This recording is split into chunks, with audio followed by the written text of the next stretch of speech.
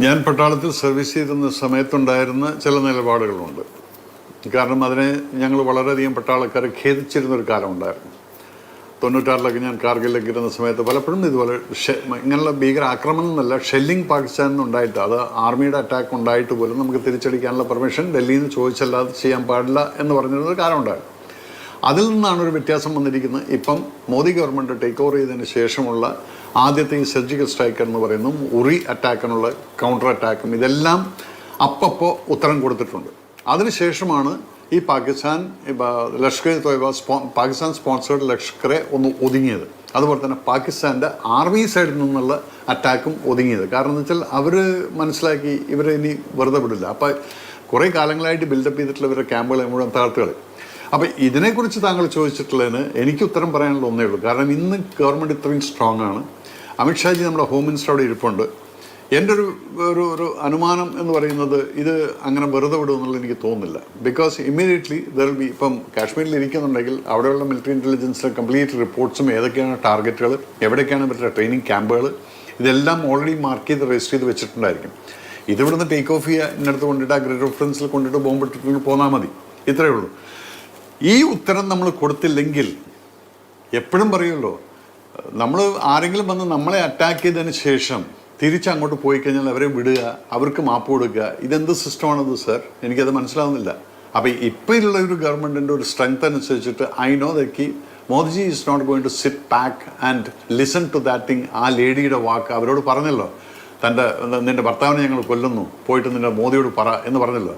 ഡെഫിനറ്റായിട്ടും ആ പറ എന്നുള്ള വാക്ക് അവിടെ ഡൽഹിക്കകത്ത് കിട്ടിക്കാണും. അതിൻ്റെ സ്ട്രോങ് ആയിട്ടുള്ള റിപ്രിക്കേഷൻസ് ഉണ്ടായിരിക്കും. There should be A solid. ഒരു പുൽവാമയ്ക്ക് ഒരു ബാലാക്കോട്ട് മാത്രമാണ് അറ്റാക്ക്.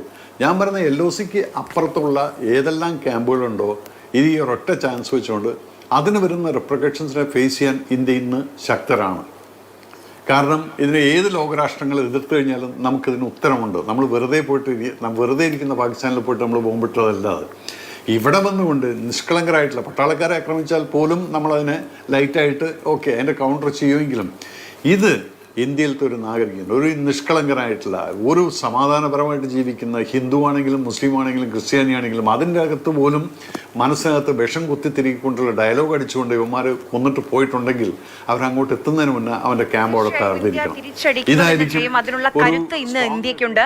അതിനുള്ള ഉദാഹരണങ്ങൾ നമ്മുടെ മുന്നിൽ തന്നെയുണ്ട്. ഉറിയടക്കം ഇപ്പം നോക്കൂ ശ്രീ മേജർ രവി, നമ്മൾ ഈ സംസാരിക്കുന്ന സമയത്ത് ആ ഭീകരരെ കുറിച്ചുള്ള കൂടുതൽ വിവരങ്ങൾ നമ്മുടെ മുന്നിലേക്ക് വരികയാണ്. 6 അംഗ സംഘം അവർ സൈനിക വേഷത്തിലാണ് വന്നതെന്ന് ഇന്നലെ തന്നെ അറിഞ്ഞിരുന്നു. ഇതിന് പിന്നിൽ ഇപ്പോൾ പാകിസ്ഥാൻ തീവ്രവാദികൾ തന്നെയാണ്. ലഷ്കർ കമാൻഡർ സൈഫുള്ള കസൂരിയാണ് ഇതിന്റെ സൂത്രധാരൻ എന്നുള്ള വിവരം വരുന്നു. അപ്പോൾ കൃത്യമായി ആസൂത്രണം ചെയ്ത പാകിസ്ഥാനിൽ നിന്നുള്ള തീവ്രവാദികൾ തന്നെയാണ് ഈ കാർണേജിന് പിന്നിലെന്ന് വിവരം ലഭിക്കുകയാണ്.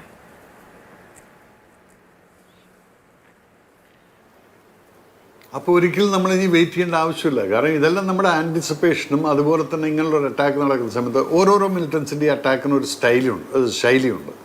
അവർ ലഷ്കർ ആണെങ്കിൽ ഇത്, അല്ലെങ്കിൽ JKLF ആണെങ്കിൽ, ഇപ്പം എന്താ വെച്ചാൽ ഈ ലോക്കലായിട്ടുള്ള മിലിറ്റൻസ് എല്ലാം പോയി. JKLF പോലുള്ള സംഭവങ്ങളൊക്കെ അവർക്ക് മനസ്സിലായി ഇവിടെ ഇങ്ങനെ ഇതില്ല. ഇപ്പോൾ ഈ ലഷ്കർ തോയ്ബ എന്ന് പറയുന്നത് ഇത് എപ്പോഴായാലും അഫ്ഗാൻ സ്പോൺസേഡ് ആയിരുന്ന ഈ മിലിറ്റൻസ് ആയിരുന്നു. പക്ഷേ ഇപ്പോൾ അഫ്ഗാനിസ്ഥാൻ പോലും താലിബാൻ പോലും സമാധാനത്തിലോട്ട് നീങ്ങിക്കൊണ്ടിരിക്കുന്ന സമയത്ത് താലിബാൻ പോലും പാകിസ്ഥാനിൽ വന്നിട്ട് ഇതുപോലുള്ള ലഷ്കറേക്കാരെ അടിക്കുന്നുണ്ട്. അപ്പോൾ ഇപ്പം ഈ ലഷ്കറേക്കാരന് കിട്ടുന്ന സപ്പോർട്ട് എന്ന് പറയുന്നത് only from Pakistan, that too against India എന്നുള്ളതാണ്. അപ്പോൾ ഇന്ത്യക്കകത്ത് എന്തെല്ലാം രീതിയിൽ ഈ ഫെനറ്റിസം കൊണ്ടുവരാൻ സാധിക്കും എന്നുള്ളത് ഇത് കേട്ടിട്ട് ഇവിടെ തലയ്ക്ക് വെളിവില്ലാത്ത കുറച്ച് ഒരു ശതമാനം അല്ലെങ്കിൽ 0.5% ആയിട്ടുള്ള ചെറുപ്പക്കാർ ഇന്നും, കാരണം ഈ ഡ്രഗ് അടിച്ചുകൊണ്ട് ഇവർക്കറിയുന്നില്ല എന്താണ് ഇവിടുത്തെ മതസൗഹാർദ്ദം എന്നുള്ളത്. ഇവിടെ ഈ രാഷ്ട്രീയക്കാർ പറയുന്ന മതസൗഹാർദ്ദം അല്ലാതെ ആക്ച്വലി നമ്മൾക്ക് ഇവിടെ ഗ്രൗണ്ട് ലെവലിൽ നോക്കിക്കഴിഞ്ഞാൽ ഒരു വിധത്തിലുള്ള ഡിസ്പാരിറ്റി ഇല്ല ഹിന്ദു മുസ്ലിം തമ്മിൽ. പക്ഷെ ഇവിടെ ഉണ്ടാക്കും, അത് സോഷ്യൽ മീഡിയയിൽ കാണാം, ചില അറ്റാക്കുകൾ ഇതെല്ലാം കാണാം. പക്ഷേ ഇന്നത്തെ ഈ ഒരു കാശ്മീർ അറ്റാക്കിൻ്റെ മുകളിൽ ഇതെല്ലാം അവർ സ്ട്രൈക്ക് ചെയ്തിട്ടുണ്ടെങ്കിൽ പോലും government is not going to sit back and tighten ചെയ്തതൊക്കെ ഓക്കെ നമുക്ക് നോക്കാം. ഇത് തന്നെയാണ് പല ലോകരാഷ്ട്രങ്ങളിൽ പലപ്പോഴും ഇന്ത്യ തിരിച്ചടിക്കുമെന്ന് തന്നെ നമുക്ക് പ്രതീക്ഷിക്കാം. സൈനികരുടെയും ഒപ്പം നമ്മൾ ഓരോ വ്യക്തികളുടെയും പൗരന്മാരുടെയും ഇന്ത്യൻ പൗരന്മാരുടെയും ആത്മാഭിമാനം കാത്തുകൊണ്ട് ആത്മവിശ്വാസം സംരക്ഷിച്ചുകൊണ്ട് അത്തരത്തിലൊരു നീക്കം ഇന്ത്യയുടെ ഭാഗത്തുനിന്നുണ്ടാവുമെന്ന് തന്നെ കരുതാം.